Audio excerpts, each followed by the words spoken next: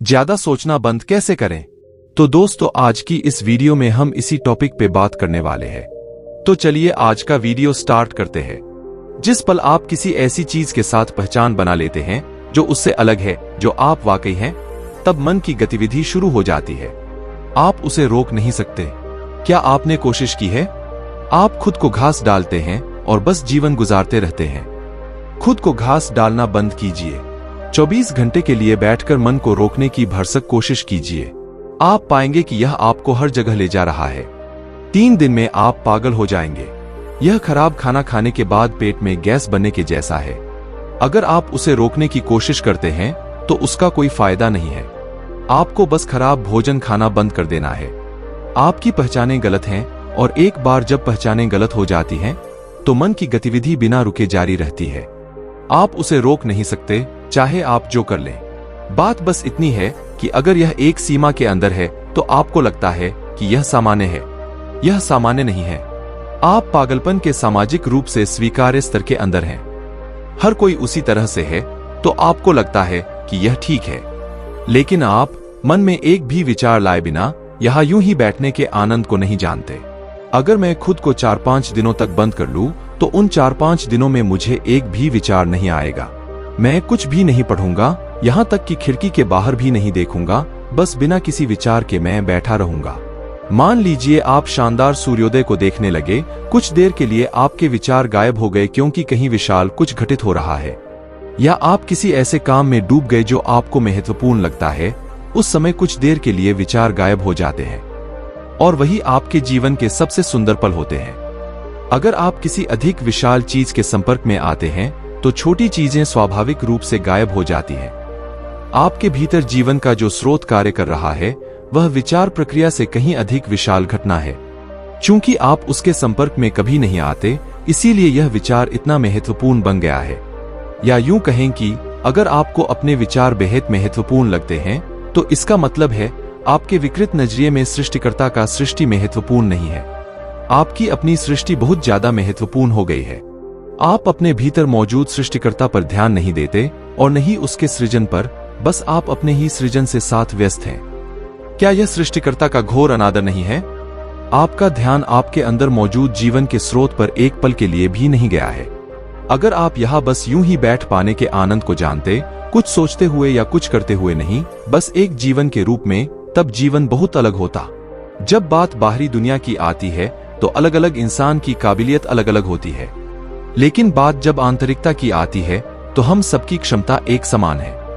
ऐसा इस वजह से संभव नहीं हुआ है क्योंकि आपने कभी ध्यान ही नहीं दिया है, इसलिए भी नहीं क्योंकि यह मुश्किल है या यह पहुंच से बाहर है या आप अयोग्य हैं। आंतरिक प्रकृति के लिए हर इंसान एक बराबर सक्षम है।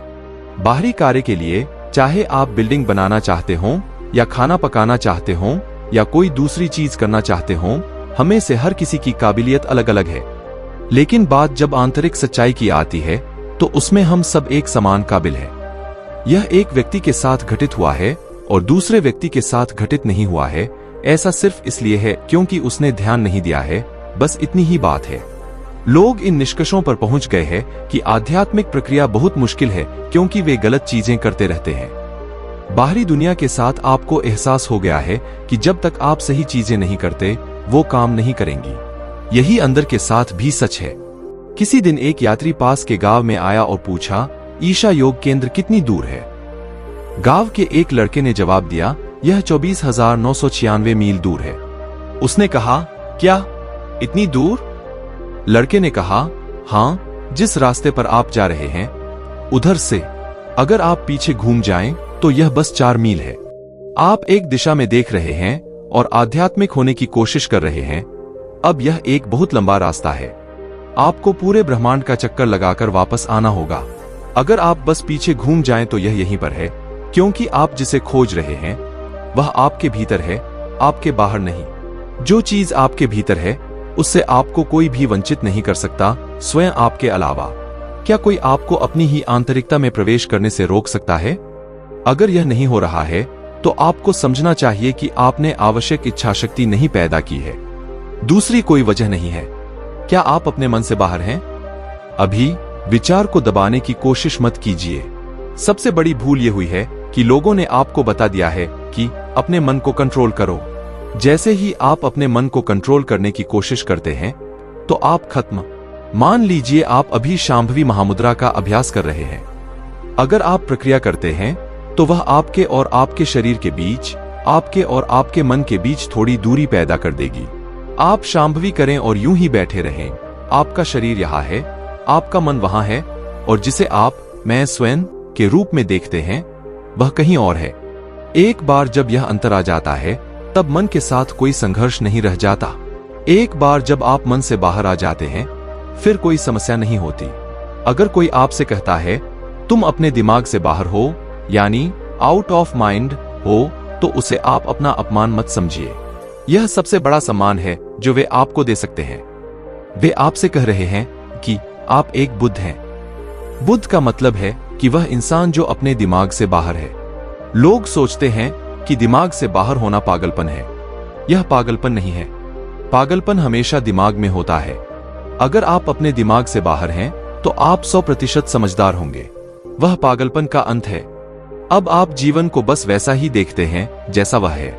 एक बार जब आप जीवन को वैसा ही देखते हैं जैसा वह है, न कि उस तरह जैसे आपका मन दिखा रहा है, तब आप देखेंगे कि हर चीज कितनी छोटी है। आपका मन जो कर सकता है, दुनिया जो कर सकती है, वह इतना नगण्य है कि आप उसके साथ जिस हद तक चाहें उस हद तक खेल सकते हैं। अगर आप नहीं चाहते तो आप बस स्वयं को पीछे खींच सकते हैं। दोनों ही कार्य सचेतन है। अब आप में कोई विवशता नहीं है। जिस पल आप सृष्टि के स्रोत का साक्षी बनना शुरू करते हैं, आपके अंदर की सारी विवशता चली जाती है। अब हर चीज चैन से होती है और जीवन सुंदर बन जाता है। जो हो रहा है उसके कारण जीवन सुंदर नहीं बनता, बल्कि इसलिए सुंदर बनता है क्योंकि आप वैसा करना चुन रहे हैं। कुछ भी सुंदर या भद्दा नहीं है। अगर आप उसे करना चुनते हैं और आप खुद को उसमें शामिल कर लेते हैं तो हर चीज सुंदर होती है। अगर वह आपके ऊपर थोपी जाती है या वह विवशतापूर्ण है तो हर चीज भयानक होती है। यही बात मानसिक गतिविधि पर लागू होती है। अगर वह सचेतन हो तो आप मन के साथ खेल सकते हैं, जो काफी शानदार साधन है। लेकिन चूंकि यह विवश है तो यह तनावपूर्ण बन गया है। कुछ आदतें हैं जिन्हें अपनाकर आप अधिक सोचने की आदत को दूर कर सकते हैं। ज्यादा से ज्यादा अपने आप को व्यस्त रखने का प्रयास करें। बेवजह तनाव ना ले। किस्मत से ज्यादा और समय से पहले किसी को कुछ नहीं मिला है। खुद पर यकीन रखे। ज्यादा से ज्यादा सकारात्मक सोचे। किसी का बुरा ना करे, ना करने का सोचे। अच्छा काम करते रहे। बेवजह झूठ बोलने से बचे। किसी के उकसावे में ना आए। चकाचौंध से बचे। दिखावे की प्रवृत्ति से बचे। ये सब करे और कुछ ज्यादा सोचने का समय ही नहीं मिलेगा। तो दोस्तों, आपको भी गौतम बुद्ध के यह कहानी से कुछ सीखने और जानने मिला तो हमारे चैनल भक्ति उपदेश को सब्सक्राइब जरूर से करें।